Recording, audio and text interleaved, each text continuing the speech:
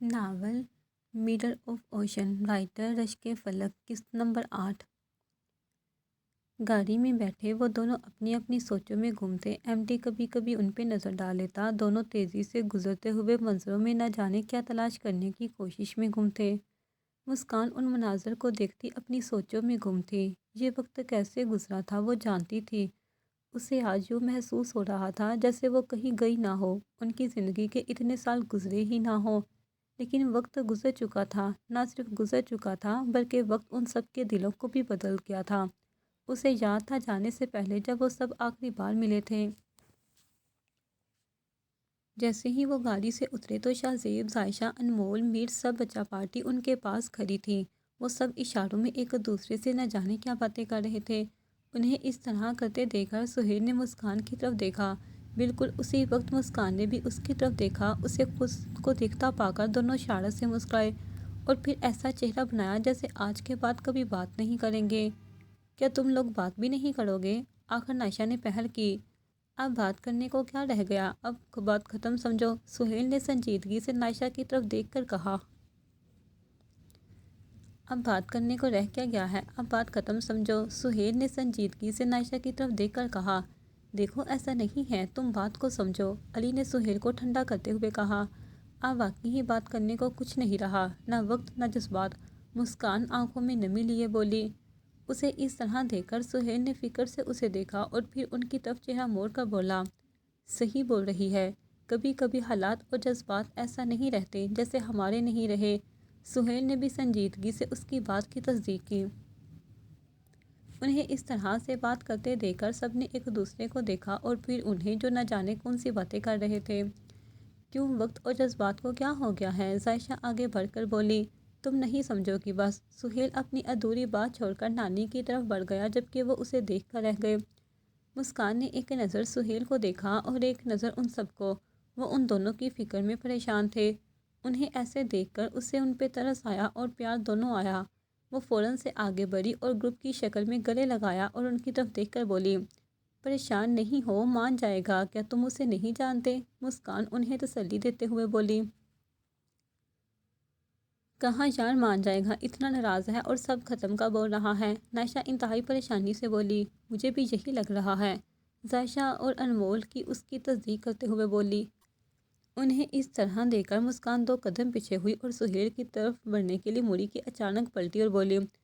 تم سب اس بار بھی ہار گئے، ہم تو ناراض نہیں ہیں، میں اسے کبھی ناراض دیکھ سکتی ہوں کیا؟ ان کی طرف دیکھ کر انتہائی معصومیت سے پوچھا۔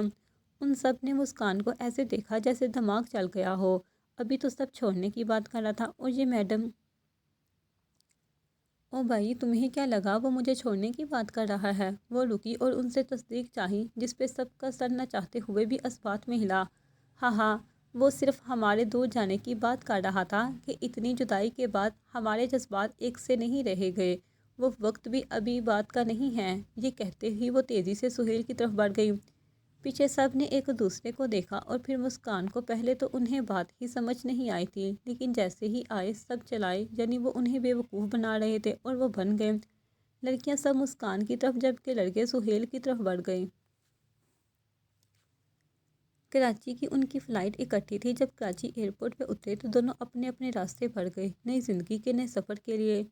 پیرس میں اس نے نہ صرف محنت سے اپنے قدم جمائے بلکہ وہاں بہت سی چیزیں سیکھی، کراٹے، بیڈمنٹن اور بہت سی کامیابیوں کو اپنے نام کیا۔ یہ سفر اس کے لیے بہت اچھا بھی رہا تھا۔ وہاں اس کی بہت سی دوستیں بنیں، بہت سی یورپ کی جگہیں گھومی۔ اس کے ساتھ ایک پاکستان کی بہت اچھی دوست تھی جس کا نام ریتا تھا۔ اس کے ساتھ اس نے بہت حسین یادیں بنائیں۔ جہاں تک رہی یادوں کی ہر بات، ہر لڑکی کو گھر یاد آتا ہے، اسے بھی آتا تھا، وہ روتی تھی، لیکن ہر آنے والا دن اس کی زندگی کی کامیابیوں کی طرف نیا قدم ثابت ہوتا تھا۔ 3 سالوں کی محنت کے بعد اب وہ پاکستان لوٹی اور اس نے آرمی جوائن کی۔ وہ سمندروں کی شوقین تھی، اسے سمندر سے عشق تھا۔ بہت محنت کے بعد آج وہ آرمی میں بہت اچھے لیول پہ تھی۔ 2 سال سے آرمی میں تھی۔ شروع کے 6 مہینے ٹریننگ کے تھے۔ ان سارے لمحات کو یاد کرتے وہ باہر دیکھنے میں مگن تھی اور اس کی آنکھوں میں نمی چمکی۔ یہ وقت بہت اچھا بھی تھا اور تکلیف دہ بھی۔ وہ کئی سال اپنے رشتوں سے دور رہی تھی۔ وہ رشتے جنہوں نے اسے بہت پیار دیا تھا، وہ رشتے جنہوں نے اسے بچپن میں کھلایا تھا، آج وہ ان سب سے بہت عرصے بعد مل رہی تھی۔ نہ جانے وہ رشتے کیسے رہے ہوں گے، یہ فاصلوں کے بعد وہ کیسے ملیں گے۔ یہی سب سوچتے اس کی آنکھیں نم ہوئی اور اس نے پلٹ کر سہیل کو دیکھا اور نرمی سے اس کا ہاتھ تھاما۔ اس کے ہاتھ تھامنے پر وہ جو باہر دیکھنے میں مگن تھا، اس نے چونک کر اس کی طرف دیکھا اور پھر اس کی نم آنکھوں کو۔ بے شک وہ پہلے کی طرح نہ رہی تھی، لیکن اس کی آنکھیں آج بھی ویسے ہی تھیں۔ وہ جو اپنی سوچوں میں مگن تھا، ایئرپورٹ سے کیڈٹ اکیڈمی تک کے سفر میں بہت سی یادیں، بچپن سے وہ تمام رشتے، وہ باتیں، سب کچھ کیا کچھ یاد نہ آیا تھا۔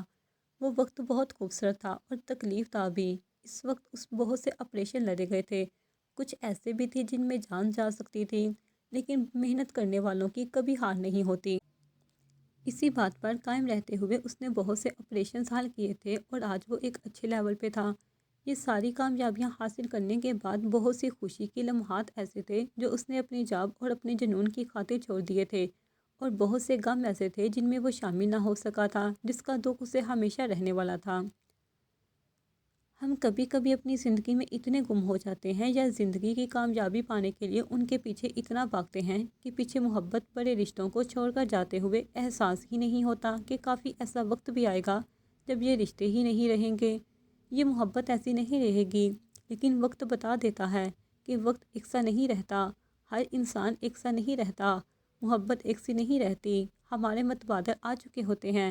جیسے ہی ہم اپنی جگہ خالی کرتے ہیں، ان کی جگہ دوسرے لوگ بھر دیتے ہیں، ہماری یہ خوش فہمی اور خوش فہمیاں ہی رہ جاتی ہیں، اور اہم ہونے کا وہم لوگ بے رحم ہو کر نکال دیتے ہیں۔ سب باتوں کو سوچتے وہ اس قدر گم تھا، جیسے ہی مسکان نے اس کا ہاتھ تھاما تو چونک کر اس کی طرف دیکھا، اس کی آنکھوں میں نمی دیکھ کر، اور اپنے ہاتھ کو جو اس نے تھاما ہوا تھا اس پر اپنی گرفت مضبوط کر دی۔ جتنے یہ لمحات، جتنا یہ وقت ان کے لیے تکلیف دہ ہو رہا تھا، اتنا ہی مسکان کے لیے بھی تھا۔ وہ تو اپنے رشتوں سے اس سے زیادہ دور رہی تھی۔ سب سوچتے ہی وہ آنکھوں میں نمی لیے مسکرائی۔ بے شک یہ وقت تکلیف دہ تھا، لیکن اب اس کا اجر بہت خوبصورت ہوگا۔ یہ سوچتے ہی وہ ایک دوسرے کی طرف دیکھ کر مسکرائے۔ جیسے ہی وہ گھر میں داخل ہوئے، ان کا استقبال انتہائی خوبصورت انداز میں ہوا تھا۔ نہ صرف ان پر پھول برسائے گئے، بلکہ مسکان کے دونوں ہاتھوں میں گجرے بھی پہنائے گئے۔ وہ سب تو مسکان کو آرمی کی یونیفارم میں دیکھ کر حیران تھے۔ سب میں امان صاحب ہی مطمئن تھے، جو مسکرا کر آگے بڑھے اور اسے سینے سے لگایا، کیونکہ جب وہ پہلے پاکستان آئی تھی تب ہی سب سے پہلے وہی ملے تھے، اور اسے آرمی میں بھی وہی چھوڑ کر آئے تھے۔ انہوں نے پوری سپورٹ دی تھی اسے، ان کے گلے لگتی وہ پھوٹ پھوٹ کر رو دی۔ 2 سال بعد لگی تھی اسے اس طرح روتے دیکھ کر، اس کا پیار سے سر تھپتھپایا اور نور بیگم کی طرف سے کیا۔ نور بیگم نم آنکھوں سے اسے دیکھ رہی تھی اور آگے بڑھ کر اسے گلے لگایا۔ میر دوسری طرف سے گلے لگا۔ 5 سال بعد اپنی آپی کو دیکھا تھا اس نے۔ وہ بچہ نہیں رہا تھا، اس کی داڑھی آ چکی تھی، اس کے کندھے چوڑے ہو چکے تھے اور وہ لڑکا بن گیا تھا۔ انمول اور انم کو دیکھا، وہ بھی بچیاں نہیں رہی تھی، اب بڑی ہو گئی تھی۔ ان سب کو یہاں پا کر اس نے بی جان کو تلاشنا چاہا۔ جب اسے بی جان نظر نہ آئی، اس نے پلٹ کر نور بیگم کو سوالیہ نظروں سے دیکھا، جنہوں نے اپنی نم آنکھیں صاف کرتے اسے بی جان کے کمرے کی طرف بڑھ گئی۔ جیسے ہی وہ کمرے میں داخل ہوئی تو بی جان کی نظر دروازے کی طرف تھی۔ انہیں اس طرح سے خود کو دیکھتے پا کر مسکان پھوٹ پھوٹ کر رو دی۔ اسے اتنا تو پتا تھا بی جان کی نظر جا چکی ہے، لیکن بی جان کو اس طرح دیکھنا اس قدر تکلیف دہ ہوگا اس کا اندازہ نہیں تھا۔ وہ بھاگ کر بی جان سے لپٹ گئی، جبکہ بی جان نے خود کے ساتھ لپٹے کسی کو پا کر اس کے سر پر ہاتھ پھیرا، اور پھر اس کے لفظ کو پہچان کر ان کی آنکھوں میں نمی چمکی۔ انہوں نے کتنی دعائیں کی تھی اس کے لیے، وہ مرنے سے پہلے اسے ملنا چاہتی تھیں۔ مسکان، میں نے تمہیں کتنا یاد کیا، میں نے کتنی دعائیں کی کہ مرنے سے پہلے تمہیں دیکھ لوں، اپنی بچی سے مل لوں، کوئی اتنا انتظار کرواتا ہے کیا؟ بی جان اس کے سر کو تھپتھپاتے ہوئے بولی۔ بی جان کی بھیگی آواز سن کر مسکان نے ترپ کر انہیں دیکھا۔ یہ وہ بی جان تو نہیں تھی جن کا روب ہی الگ تھا، یہ تو نڈال سی جیسے پریشان سی کوئی عورت تھی جو شاید اپنی موت کا انتظار کر رہی تھی۔ انہیں اس طرح سے بات کرتے دیکھ کر مسکان جھٹ سے ان کے گلے لگی اور پھر بولی،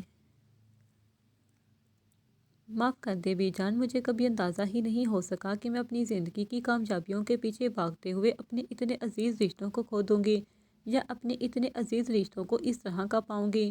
یہ بات ہچکیوں سے کہتی مسکان پھوٹ پھوٹ کر رو دی۔ اسے اس طرح سے روتے دیکھ کر نور بیگم اپنی آنکھوں کی نمی کو صاف کرتے ہوئے آگے بڑھی اور مسکان کے کندھے پہ ہاتھ رکھا اور اسے احساس دلا کہ بی جان کو تکلیف نہیں دینی چاہیے۔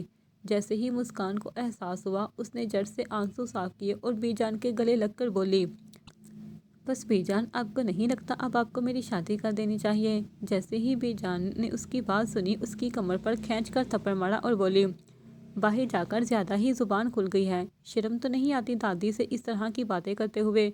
ایسے بھی کون سی آگ لگی ہے تمہیں شادی کی؟ بی جان کا پرانا انداز دیکھ کر مسکان کھلکھلا کر ہنسی۔ یہی تو وہ چاہتی تھی کہ بی جان اس کے ساتھ ایسے ہی رہے۔ بس بی جان خبردار جو اب آپ روئیں، مجھے تو لگا آپ کا رو وغیرہ ایویں ہی ختم ہو گیا ہوگا، لیکن آپ تو پھر سے دبنگ ہو گئی ہیں، بالکل میری بی جان جیسی۔ مسکان کی شرارتی بات سن کر بھی بی جان کے چہرے پر خوبصورت سی مسکراہٹ آ گئی اور پھر اس کا چہرہ تھام کر اس کے ماتھے پر لب رکھتے ہوئے بولی، میری پوتی آ گئی ہے نا، اب اس کے چہرے سے مسکراہٹیں کبھی غائب نہیں ہوں گی اور نہ ہی آنکھوں کی نمی آئے گی۔ واہ بی جان، یہ ہوئی نا بات، آپ مجھے لینے کیوں نہیں آئی؟ میں نے کتنا انتظار کیا تھا، میں باہر آپ کو ڈھونڈ رہی تھی۔ مسکان بی جان کے دونوں ہاتھ تھام کر بولی، بس بیٹا، میں نے سوچا کہ آپ بچوں کو کیا پریشانی دینی تو خود ہی آ کے ملے گی۔ بی جان سنجیدہ ہو کر بولی۔ ان کی بات سن کر مسکان نے اپنی آنکھوں کی نمی کو چھپانے کی کوشش کی۔ اپنی آنکھوں کی نمی کو چھپاتے ہوئے اسے شدت سے احساس ہوا کہ کاش بی جان دیکھ سکتی تو اب تک وہ اسے گلے لگا چکی ہوتی، کاش ان کی نظر نہ جاتی، کاش یہ لمحات نہ آئے ہوئے ہوتے۔ یہ سب باتیں سوچتے وہ پھر سے شدت سے بی جان کے گلے لگی اور بی جان نے بھی آگے بڑھ کر اسے گلے لگا لیا مضبوطی سے۔ ان کی خواہشیں اور ان کی چاہتوں کو پورا کرنے کے لیے انہوں نے کیا کیا نہ کیا تھا۔ ان کی محبت ان کے لیے کبھی کم نہ ہو سکی تھی، نہ کبھی ہونی تھی۔ 2 دن ہو چکے تھے اسے سب سے ہی پیار ملا تھا، سہیل جا چکا تھا، وہ 1 دن کی چھٹی لے کر آیا تھا، باقی انمول انم سب اس کے پاس ہی تھے۔ 2 دن سے انہوں نے بہت انجوائے کیا تھا۔ یہاں آ کے اسے احساس ہوا کہ اس نے کتنے خوبصورت لمحات اپنی زندگی کے ختم کر دیے، اپنی نئے آنے والی زندگی کے لیے کتنے رشتے کھو دیے، جن میں خلیل صاحب تھے جو نہیں رہے تھے، اور زینب جنہیں دیکھ کر ایسے لگتا تھا وہ ہڈیوں کا ڈھانچہ بن گئی ہو، انہیں بیماریاں کھا گئی تھیں۔ یہ وہ رشتے تھے جنہوں نے اسے بہت محبت دی تھی۔ زینب بیگم جب آتی تھی تب ان تک ان سب کے لیے کوئی نہ کوئی چیز لاتی تھی۔ اسے یاد تھا اسکول ٹائم پر اس کے لیے ہر نئی طرح کی پینسل لاتی تھی جو کسی کے پاس نہیں ہوتی تھی، ہر وہ اسٹائل جو کوئی نہ پہنتا تھا وہ کپڑوں کے لیے ڈیزائنر بنا کر لاتی تھی۔ اتنی محبتیں پا کر، اتنی محبتیں دے کر آج وہ ان حالات میں تھی، انتہائی دکھ کا مقام تھا۔ لیکن یہ زندگی ہے، یہاں آزمائشیں، تکلیفیں، خوشیاں سب رہتی ہیں، ہر مشکل کے بعد آسانی ہے۔ قرآن پاک میں فرمایا گیا ہے کہ ہر تنگی کے بعد آسانی ہے۔ بے شک ہر انسان نے اپنے حصے کی تکلیفوں کو جھیلنا ہے تاکہ دکھوں کو برداشت کر کے اپنی آنے والی خوشیوں کے لیے راستے بناتے ہیں۔ مسکان کو آئے 1 ہفتہ ہو چکا تھا، اس 1 ہفتے میں سب سے بہت پیار ملا تھا۔ آج تمام بڑے اکٹھے تھے، سب بی جان کے کمرے میں موجود تھے، جبکہ تمام بچہ پارٹی کی پوری کوشش تھی کہ اندر ہوتی بات جان سکے، لیکن بڑوں نے ان کی تمام کوششوں کو ناکام بنانا چاہا۔ بی جان، آپ کا اس بارے میں کیا خیال ہے؟ شہرین بیگم بی جان کے ہاتھ تھام کر بولی، میرا بھی یہی خیال ہے کہ بچوں کے لیے اب فیصلہ لے لینا چاہیے۔ بی جان کو ان کی بات پہ اس بات پہ ہر سر ہلا کر بولی، جی با جان، اسی بات کے لیے ہم ہی اکٹھے ہوئے ہیں۔ امان صاحب بھی ان کی بات پہ اس بات میں سر ہلا کر بولا، ہاں، میرا خیال یہ ہے کہ علی اور شہزیب کی اب شادی کر دینی چاہیے۔ بی جان فیصلہ لیتے ہوئے بولی، جی بی جان، لیکن سہیل اور مسکان؟ امان صاحب بی جان کی طرف دیکھ کر بولی، میں نہیں چاہتی میرے گھر کی رونق چلی جائے۔ بی جان آنکھوں میں نمی لیے بولی، ارے بی جان، وہ بھی تو آپ کے ہی بچے ہیں، آپ چاہیں تو انہیں اپنے پاس رکھ لیں۔ شہرین بیگم محبت سے بی جان کے گلے لگتی ہوئی بولی، ہاں میں جانتی ہوں، لیکن اب میں لڑکی والوں کی طرف سے ہوں۔ بی جان روب سے بولی، بی جان، کیا مطلب آپ کا؟ تعلق صرف لڑکی والوں کی طرف سے ہے کیا؟ شہرین بیگم ناراضگی سے بولی، میرا یہ مطلب نہیں ہے، میرے کہنے کا مطلب ہے چاہے جو بھی ہو جائے بیٹیوں کو اپنے گھر ہی جانا ہوتا ہے۔ بی جان سمجھاتے ہوئے بولی، یہ تو آپ نے صحیح کہا، بیٹیاں تو ہوتی ہی پرایا دن ہیں۔ میرب بھی ان کی بات سمجھتے ہوئے بولی، ہاں تو علی کب آ رہا ہے دبئی سے؟ بی جان شہرین کی طرف دیکھ کر بولی، ابھی تو نہیں پتہ، لیکن جلدی ہی آئے گا۔ زین صاحب ان کی بات کا جواب دیتے ہوئے بولے، चलो ठीक है, उससे बात कर लेना। और इसी महीने के आखिर में शादी की तारीख रखी गई है। बी जान शादी की तारीख पक्के करते हुए बोली। मुबारक हो सबको, बहुत वक्त बाद इस घर में खुशियाँ आ रही हैं, सदका देते रहना। कभी कभी हमारी खुशियों को लोगों की नज़रें खा जाती हैं। बी जान उन्हें हदायत देते हुए बोली। उनकी बात मानते सब ने हाँ में सर हिलाया और बाहर की तरफ बढ़ गई। जैसे ही सब बाहर निकले, तमाम बच्चा पार्टी बीजान के कमरे में घुस गई। वो अपने माँ बाप से ज़्यादा बीजान से अटैच थे। बीजान, क्या बात हुई आज की कन्फर्म में? मुस्कान बीजान की तरफ खिसक कर बोली। बच्चों के जानने की बात नहीं है। बीजान भी अपने पुराने अंदाज में आते ही उनको टरकाते हुए बोली। बीजान, इसके बदले को मैं आपको राज बताऊंगी। मुस्कान बीजान को तजुस्स में डालकर बोली। हाँ पता है, तू आर्मी में चली गई, फिर पता चला आर्मी को एक बेवकूफ़ की जरूरत थी, इन्होंने तुझे रख लिया। बीजान अपने बीजान होने का सबूत देते हुए बोली। बीजान, आप ऐसा कैसे कह सकती हैं? मुस्कान सदमे से बोली। जुबान से बीजान नाक से मक्खी उड़ाने वाले अंदाज में बोली। मेरा मतलब बहुत मेहनत करके बनी हो, आपने मुझे अपने नवासे जैसा समझा है क्या? मुस्कान भी उनकी पोती होने का सबूत देते हुए बोली। ए लड़की, खबरदार मेरे नवासे को कुछ कहा तो माँ सदके इतना प्यारा और समझदार बच्चा है। बीजान सुहेल की तारीफ करते हुए बोली। बस बीजान, मुझे कूड़े से उठाया था क्या आपने? मुस्कान रोहानसी अंदाज में बोली। अच्छा हुआ तुझे हकीकत पता चल गई, नहीं तो अब तक सिर्फ मेरा नवासा ही जानता था। बीजान हाथ झाड़ कर बोली। उनकी बात सुनकर मुस्कान अब सही सदमे में गई और बोली। बीजान, वो आखिरी शख्स होना चाहिए था, आपने सिर्फ उसे ही बता दिया। उसकी सदमे से बड़ी आवाज़ सुनकर बीजान ने मुश्किल से कहकर जब्त किया और बोली। बस मैंने सोचा आखिर ज़िंदगी उसने गुजारनी है तो फैसले का हक भी उसे दिया जाए, क्यों सही किया ना? बीजान मुस्कान से सवाल करते हुए बोली। बस बीजान बस। मुस्कान फिल्मी अंदाज में 3 बार हाथ उठाकर बोली। उसका अंदाज देखकर अनम, अनमोल, जायशा, नायशा ने कहका लगाया। अरे चुप हो जाओ, हैरान रह गई हूँ मैं, इस बच्चा इतना छोटा है। बोला मुस्कान चाहिए, सिर्फ मैंने कहा अभी कूड़े से उठाया है, लेकिन वो अपनी बात पे कायम रहा। बीजान मुस्कान को पुल तपाते हुए बोली। बीजान, मैं अब आपसे नहीं बोलूँगी, जा रही हूँ, रही अपने पोते साथ। मुस्कान पाँव पटकती बाहर की तरफ बढ़ी। अरे रुको मेरा बच्चा। बीजान की आवाज़ सुनकर मुस्कान रुकी और चेहरे पे बड़ी सी मुस्कुराहट फैल गई। जैसे चाहते वो फ़ौरन से पलटी। बोलिए बीजान, नाराज़ अंदाज में बोली। मैं कह रही थी सुहेल कितना मासूम है, तुम जैसी चुड़ैल के साथ कैसा आया ये तो बता देती। कौन सा तवीज़ करवाया है मेरे नवासे पे? बीजान शकी अंदाज में ऐसे बोली जैसे वाकई ही ये बात हो। बीजान की बात सुनकर मुस्कान सर सा पाँव तक सुरख हुई, शर्म से नहीं गुस्से से, और बोली। आने दे आपके नवासे, उसे आना तो मेरे पास ही है ना, फिर उसे बताऊंगी। मुस्कान अपने चेहरे पे हाथ फेंक कर बीजान को वार्न करने वाले अंदाज में बोली। अरे जा जा, वो क्यों जाए तुझ जैसी चुड़ैल के पास? बीजान उसे और तपाते हुए बोली। और वो सच में तब भी गई और पाँव पटक कर जोर से दरवाज़ा मारकर बाहर की तरफ बढ़ गई।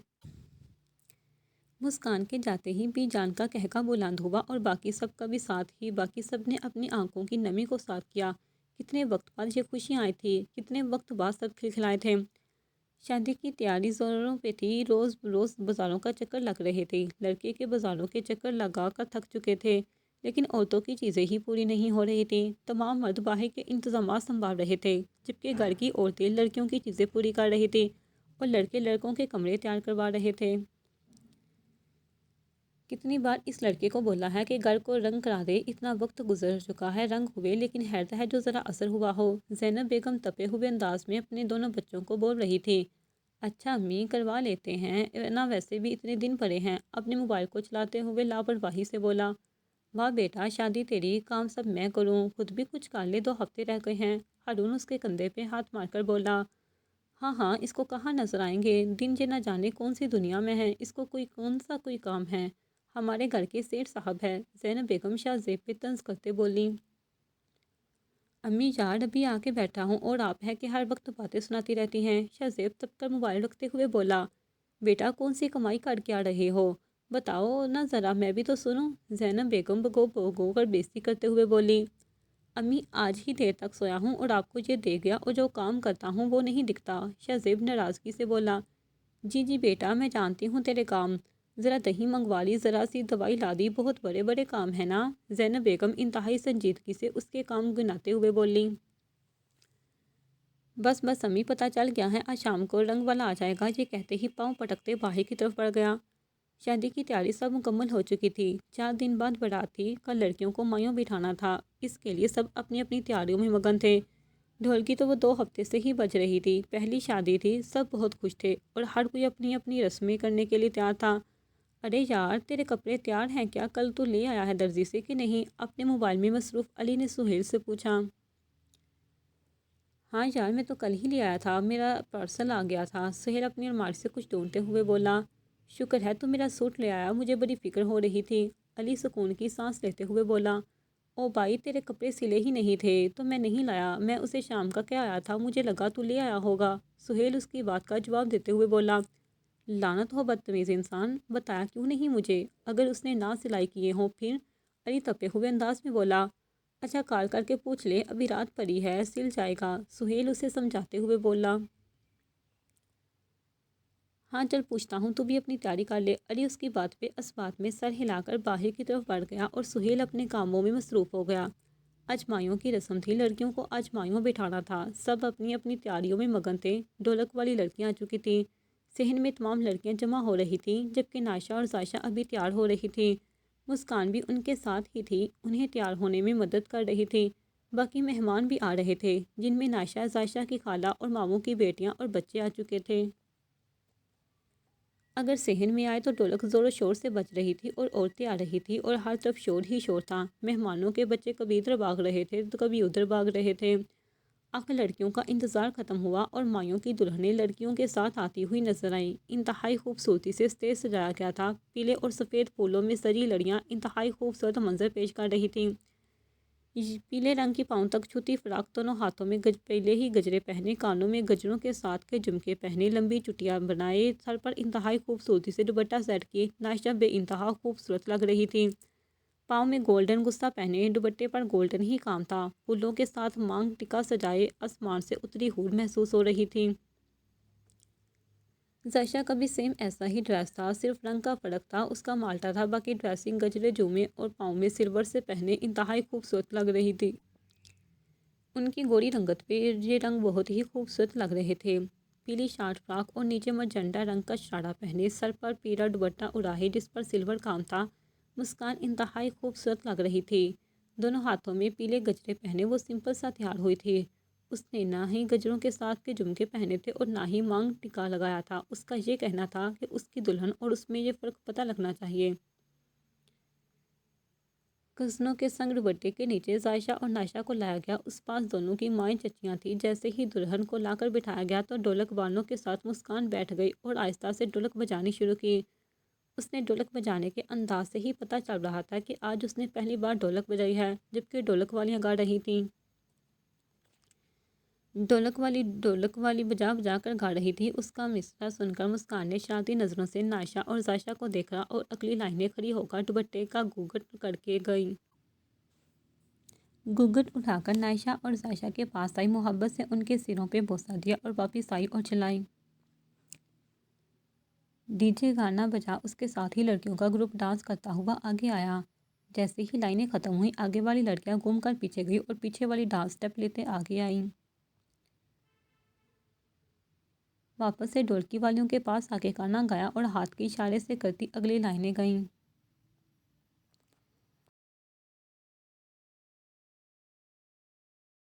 مسکان کا گروپ گھومتے ہوئے نائشہ اور زائشہ کی طرف بڑھی اور انہیں کھینچ کے اسٹیج پہ لا کر خود اس کے آس پاس گول دائرہ بنا کر لوڈی ڈالنی شروع کی۔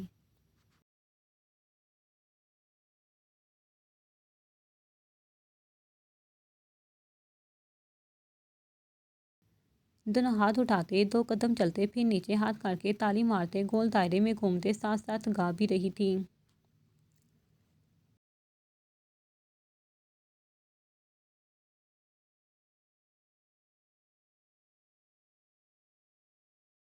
مسکان دائرے سے نکل کر محبت سے ان کی طرف ہاتھ بڑھے اور ساتھ ہی اس کی آنکھوں میں نمی چمکی۔ پتہ ہی نہیں چلا کب سب اتنے بڑے ہو گئے، آج انہوں نے اپنے گھروں کی ہو جانا تھا۔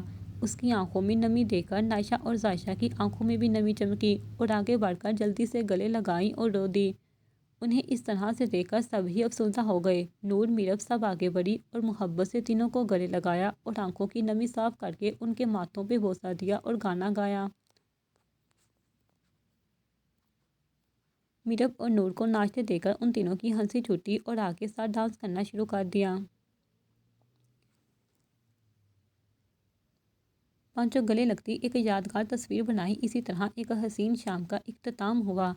لڑکیوں کی مائیوں اگلے دن تھی، کیونکہ دونوں گھروں کے زیادہ تر رشتے دار ایک تھے۔ ان سب کو دیکھتے ہوئے بی جان نے پہلے لڑکیوں کو مائیوں بٹھانے کا فیصلہ سنایا اور اگلے دن لڑکوں کو، تاکہ مہمان دونوں جگہ جا سکے۔ اس لیے تمام مہمان تسلی سے تیار ہوئے تھے، کیونکہ فنکشن شام میں تھا۔ شام کے فنکشن کے لیے سب تیار تھے۔ دلہنیں گھر تھی کیونکہ مائیوں میں تھیں، باقی سب کا جانا ضروری تھا۔ ہر کوئی فنکشن کے لیے تیار تھا۔ شہزیب کی طرف سے مسکان تھی، جبکہ علی کی طرف سے سہیل تھا۔ ہر کسی کی ڈریسنگ بہت ہی اچھی تھی۔ مائیوں کے لحاظ سے بھی تمام عورتیں انتہائی پیاری لگ رہی تھیں۔ نور بیگم اور امان کا سوٹ ایک جیسا تھا، ملتا جلتا تھا۔ میرب اور حنان کا بی جان اور زینب کا ایک جیسا تھا۔ شہرین اور زین کا مسکان اور سہیل کا ایک جیسا تھا۔ باقی دلہنوں کا بھی ایک جیسا تھا، بس رنگ مختلف تھے۔ بڑے تمام فنکشن کا انتظام دیکھ رہے تھے، جبکہ چھوٹے دلہوں کے کمرے کی طرف بڑھے تاکہ دلہوں کو لایا جا سکے۔ مسکان اور سہیل آگے، درمیان میں علی شہزیب تھے، پیچھے ہارون اور انمول تھے، درمیان میں سائڈ سے میر اور انم تھے۔ لڑکیوں کے ہاتھوں میں گجرے تھے، جبکہ لڑکوں کی گدروں میں چھوٹے پیلے دوپٹے تھے، سب کے بہت سوٹ کر رہے تھے۔ جیسے ہی لڑکوں کو سٹیج پر بٹھایا، بی جان اپنے نوازوں کی طرف بڑھی، انہیں گلے لگایا اور ان کا ماتھا چوما۔ کتنی خواہش اپنی آنکھوں سے یہ سب دیکھتی، لیکن خیر جو اللہ کی مرضی، انسان پہ کہاں کسی کا بس چلا ہے۔ ماتھا چومتے ان کی آنکھوں میں نمی چمکی، گالوں پہ آنسو بہہ گئے۔ انہیں اس طرح روتے دیکھ کر علی اور شہزیب نے تڑپ کر انہیں گلے لگایا اور ان کا ماتھا چوما۔ کافی دیر گلے لگائے رکھنے کے بعد پیچھے ہٹے تو مسکان کو سٹیج کی طرف آتا پایا۔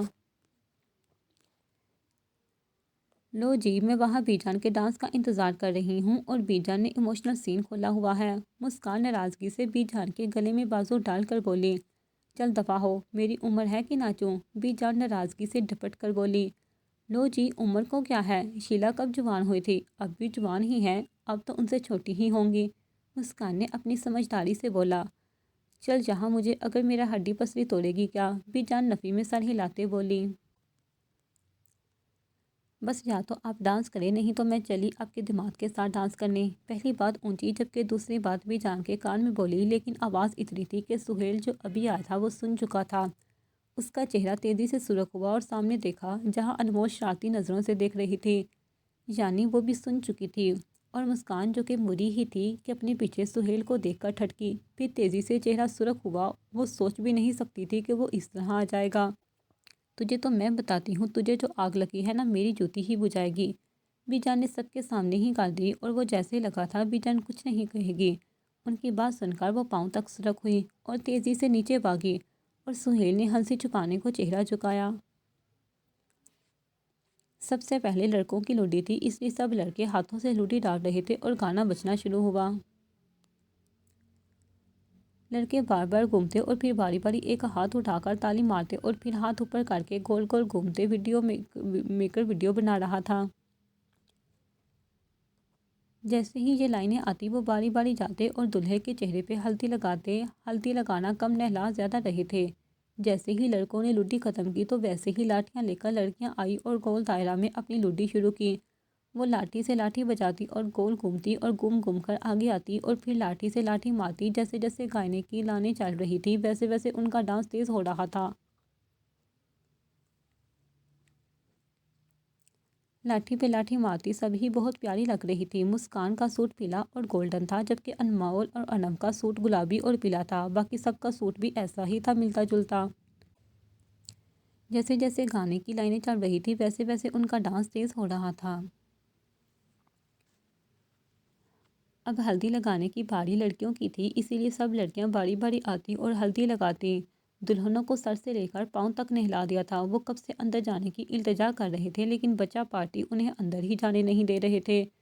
مسکان جیسے ہی ہلدی لگا کر پلٹی، اس کے دونوں ہاتھ سیدھا سہیل کے کپڑوں پہ چپک گئے۔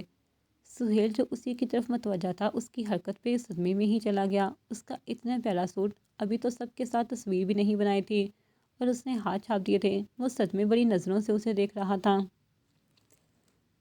جبکہ مسکان خود ساکت کبھی اپنے ہاتھوں کو دیکھتی کبھی اس کی شکل۔ انہیں اس طرح سے دیکھ کر سب نے ہنسی ضبط کی، وہ لگ ہی ایسے رہے تھے۔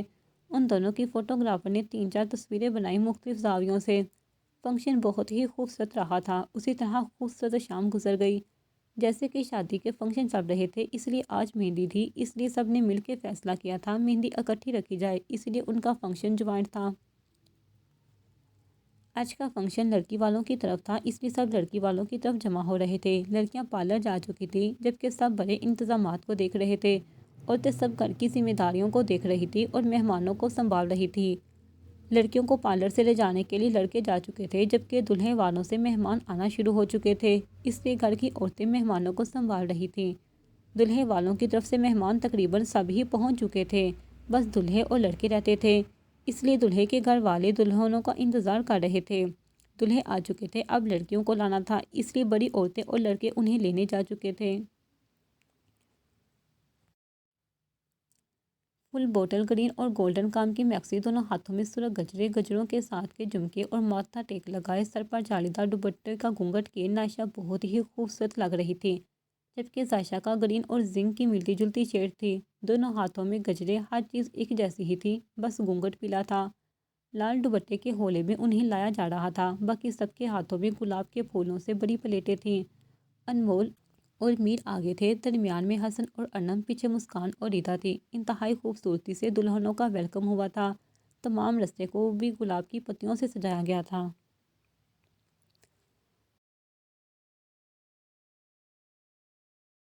اور اوپر سے برستے پھولوں میں گانوں کے شور گونج اٹھا۔ سب سے پہلے انمول اور میر گھوم کر گاتے ہوئے آئے اور نائشہ اور ذائشہ کا ماتھا چوما اور ان کے ہاتھ چوم کر انہیں گول گھما کر ریتا اور مسکان کی طرف کیا۔ جیسے گانے کی لائنیں بدلیں،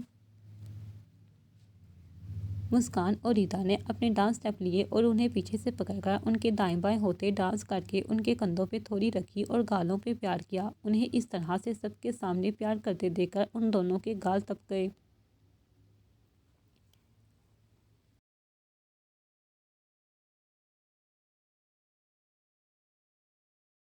یہ لائنیں گاتے ہی ان کو گھماتے حسن اور انم کی طرف کیا، ان کو پکڑتے ہی حسن اور انم نے ڈانس کے اسٹیپ لیے۔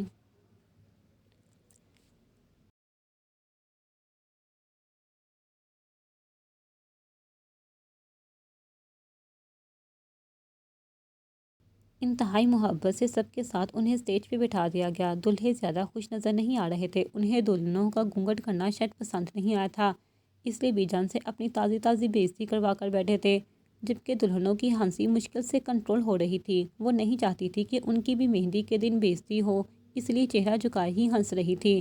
دیکھنے والوں کو لگ رہا تھا جیسے شرما رہی ہوں۔ جاری ہے۔